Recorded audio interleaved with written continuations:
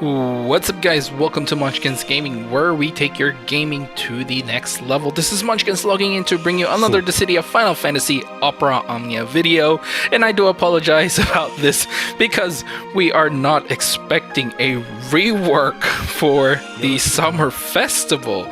So, a surprise rework came really early. Then that's for, if you're a Kain fan, man, you're in for a treat, because this was, I think, according to the calendar, our projected calendar, we would have gotten Kain's rework around October, and that's already during the Burst era and LD era. So we got him a little bit early with his rework. So let's go through the rework. Unfortunately, it has to be in game because I haven't prepared anything for this. So let's see what changes Kain has gotten. Basically, he gets a lot of increase in brave hits and potency, and that's just going through it really quickly. So for his first ability, which is jump 3, basically he gets a 4 hit now instead of the 2. Again, increase in brave potency when attacking a single target, and this now also deals 50% splash damage to non-targets. Everything else sort of remains the same. Yeah, that's pretty much it for that one. And jump, which is going to be his brave attack, will now become a group brave attack. So it's still a 2-hit count, it's still the same, but it is AoE, so that's really great. This also moderately increases the brave damage when there's only a single target. So overall, a nice little increase to jump. I do like the increase in the brave hits, primarily the splash damage as well. Always nice, since Kain is, primarily a damage dealer, so need all the help that he can get. Gungnir though gets 4 extra uses. My god, I love this. 4 extra uses. I have been using Kain whenever he's got an event on that he's featured in, and if I remember correctly, it's one of those raid ones, and he was doing poorly. I think it was around Papalimo's realization. I think that might have been he might have been a featured character there as well, and he was just not doing much, and he was running out of steam really fast. So plus 4 extra uses is definitely a good upgrade. This now also increases his brave based on his attack before he does the brave attack, and now that brave hit count is increased to 6, and will have a 180% max brave overflow, guys. That is an insane amount of damage if he can cap that. Otherwise, yeah, all around increase in damage, always good. But the kicker is, of course, the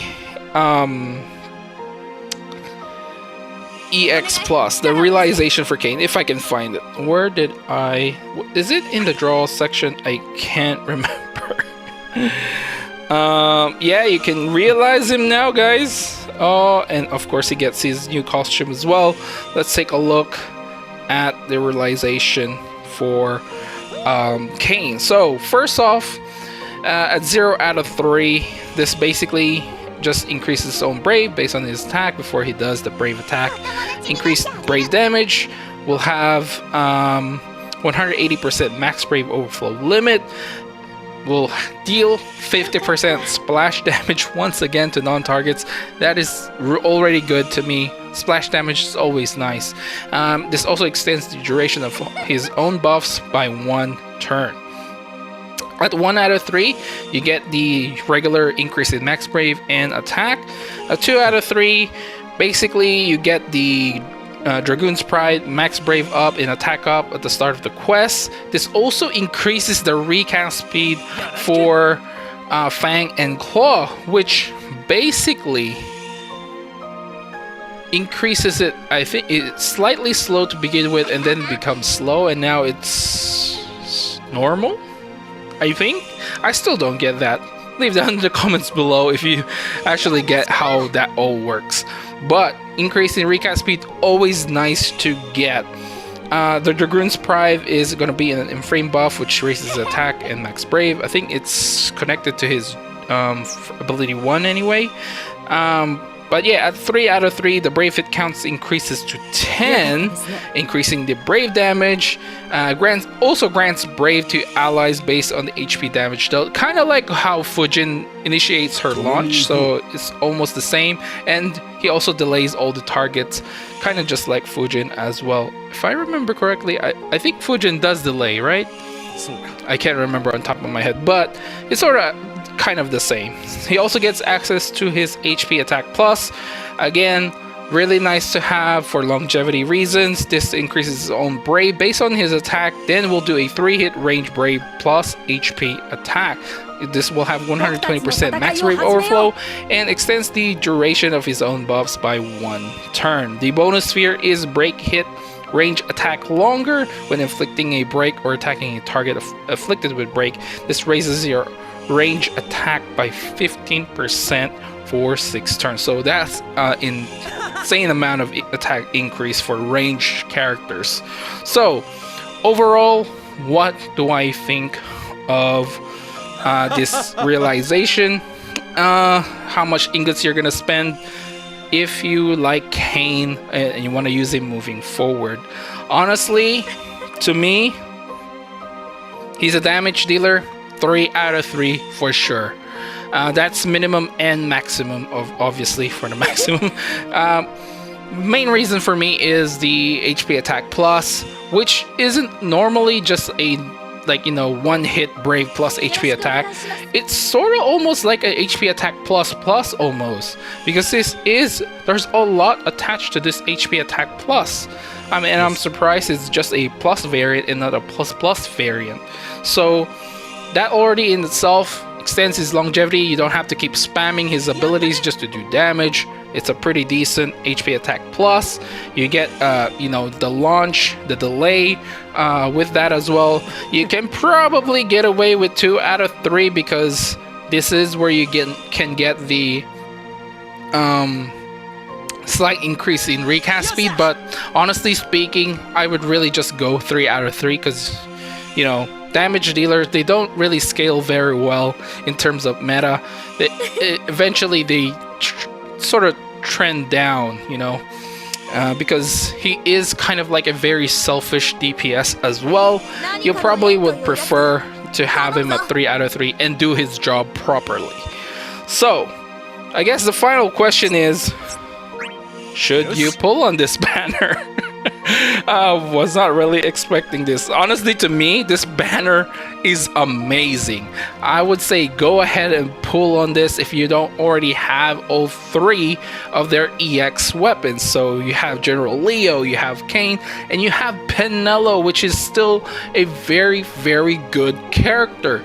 And if you saw my tier list, I do believe I put her in God tier and alongside with General Leo, even though some of you might have disagreed with me in terms of General Leo being God tier. If he's not God tier, he's definitely still in the excellent tier for me.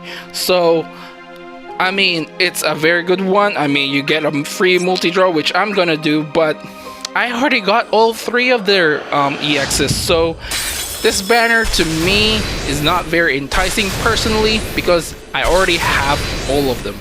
Now, will I actually 3-3 Kain? At this point, I'm not really sure just yet. I did get a lot of resources from clearing all the Dimensions End, so that's all right. I might invest on Kain since I already got extra resources, but I'm not sure yet. I'm waiting for El Narshe and of course Garnet's banner as well. So those 2 are in one banner. I already got Garnet, and I'm really umming and ahhing whether I really like El Narshe or maybe I can invest on Kain instead, because Kain's a range DPS character and El Narshe is the same. So but we'll see. Haven't completely decided. And there you go, I got an EX weapon that I will probably just sell off. Yeah, that was actually a pretty good pull, right? If only I actually needed one of them. Yeah. Yeah. Anyway, guys, that's it for this video. Please do remember to click like and subscribe if you haven't already. It does help my channel and helps with the YouTube algorithm as well. And as always, follow me on Twitter and on Facebook at Munchkins Gaming. Leave down in the comments below if you're planning to pull for this, and if you are, which EX were you missing? Let me know down in the comments below. Again, guys, I do apologize. This is kind of like an impromptu video. I'm recording on my headset instead of my normal mic. I'm on the phone, just like it's like a pull video, you know. Anyway, that's it, guys. Thank you very much for watching. This is Munchkins logging off, and I'll see you guys in the next level.